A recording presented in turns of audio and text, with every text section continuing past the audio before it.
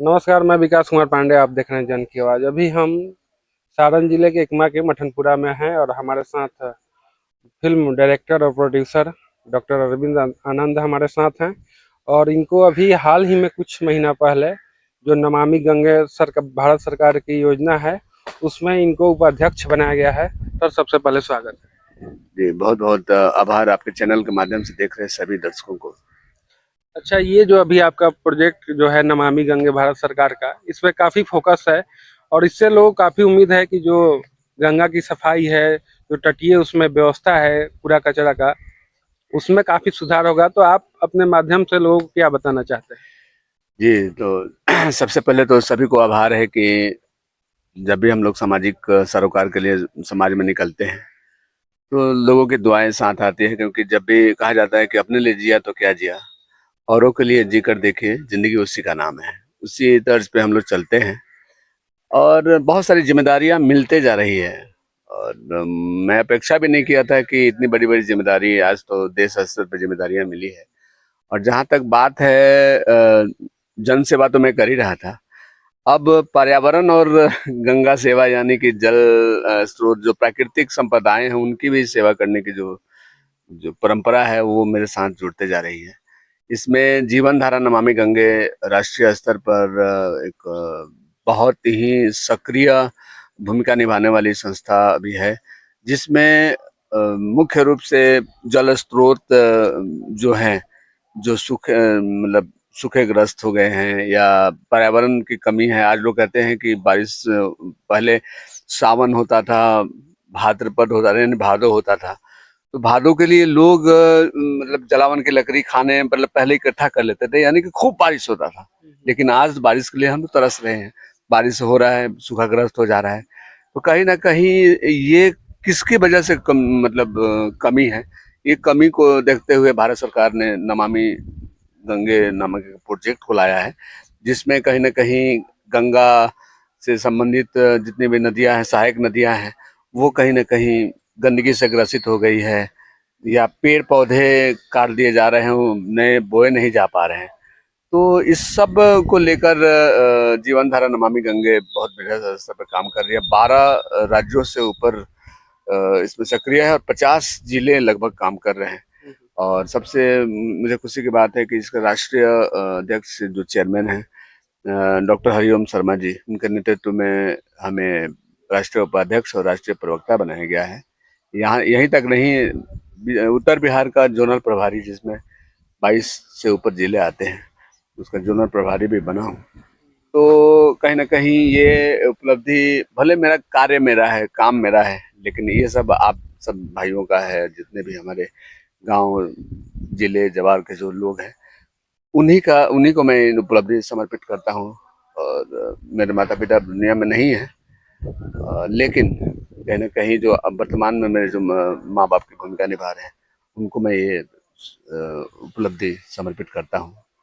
और जहाँ तक आपने आपने एक सवाल किया कि ये किस तरह से मतलब हाँ, लोगों के बीच में इसका क्या मैसेज है क्या और क्या मैसेज काम आएगा। होगा? ये जो मैसेज की बात है, तो इसका एकमात्र उद्देश्य यही है कि कम से कम पर्यावरण से जो हम लोग को लगाव था। कहने का मतलब है कि आज जो आम का भी सीजन चल रहा है, तो बहुत अच्छा लगता है जब पुराने पेड़ के जब आम फलते हैं और टपकता है, तो कितना अच्छा लगता है। कब होता है? जब उसको वजूद दिया गया। तो कहने का मतलब है कि जब आदमी कहने का मतलब है कि आज की जनसंख्या लिया जाए तो बुजुर्ग दुनिया में लोग आना जाना लगा रहता है, यानी कि जो बुजुर्ग होते हैं दुनिया से चले जाते हैं, तो कहीं ना कहीं नए नए बच्चों का जन्म होता है। उसी तरह पुराने पेड़ अगर करते हैं तो नए पेड़ों की जरूरत है। तो पेड़ लगाइए और जल स्रोत है उनको साफ सुथरा रखिए। हमारे गांव में भी मतलब जितना एक उदाहरण, हमारे गांव में बहुत बड़ा एक तालाब है, जिसमें हम लोग, मुझे याद है कि बचपन में लोग सभी लोग सन रूप से नहाते थे, मछलियां मारते थे। आज देखिए वो सूखा पड़ा है। किसका मतलब ये है? कहीं ना कहीं वो हमारा दोष है। सरकार सुविधा देगी, लेकिन सुविधा को अगर धरातल पर लाने के लिए जब तक इंसान नहीं आएगा तो कहाँ से होगा। तो मैं यही संदेश दूंगा कि आप सजग रहिए, सतर्क रहिए, सुरक्षित रहिए, सुव्यवस्थित रहिए। यही मेरा संदेश है और यही मेरा आग्रह है कि जीवन धारा नमामि गंगे की तरफ से जितने भी प्रोजेक्ट्स आएंगे मैं धरातल पे उतारूंगा, ये मैं शपथ भी लेता हूँ और मैं ऐसे तो काम करते रहता हूँ इसमें। अच्छा, इसे तो आप काफी सारे समाज के हित में काम करते हैं और आप काफी सारे संस्था से जुड़े हैं, लेकिन ये जो नमामि गंगे है, इसमें आने वाला जो कोई इसका प्रोजेक्ट है उसके बारे में कुछ बताइए। जी, आने वाला प्रोजेक्ट है कि अभी जल शक्ति मंत्रालय भारत सरकार की तरफ से सरकारी दौरे होने वाले हैं और इसमें 4-5 जिलों को चिन्हित किया गया है।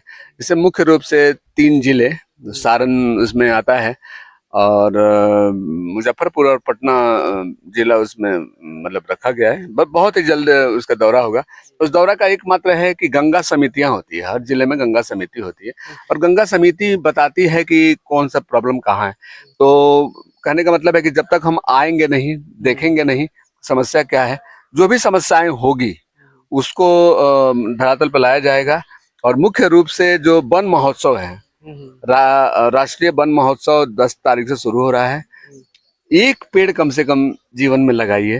कहने का मतलब है कि लोग कहते हैं कि आपकी उपलब्धि क्या है, तो उपलब्धि है कि अगर एक पेड़ लगाते हैं और आप नहीं भी रहते हैं तो जिंदा कौन रहता है?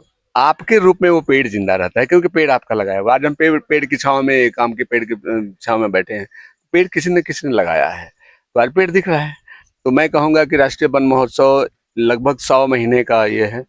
सरकार की तरफ से भी सुविधा है, अपने निजी फंड से भी। अगर मान लीजिए कि अगर आपका महीने का 500 रुपये एक्स्ट्रा खर्च है, उसमें से ये उस खर्च में से 50% बचा दीजिए, 200-250 का एक पेड़ आएगा, पेड़ लगाइए। तो क्यों नहीं हो, आपको पर्यावरण संरक्षण देगा। नदी को संभालिए, जल स्रोतों को अगर कोई, हाँ मैं आपके चैनल के माध्यम से कहूंगा कि जल स्रोत कहीं अगर देखने को मिले जो एकदम सूखे ग्रस्त में है, तो उसको हम लोग मुख्य धारा से जोड़कर सरकार से उसको हम लोग ऑन एयर कराएंगे। और वो कहीं ना कहीं जल स्रोत अगर मजबूत है तो निश्चित तौर पे समाज मजबूत रहेगा। और ये सही में जो भारत सरकार की नमामि गंगे है, उसमें गंगा महाआरती से लेकर हर जगह सरकार प्रयास कर रही है और लोगों से भी अपील है कि गंगा के तट पे जाए तो वहाँ पे साफ सफाई की ध्यान रखे।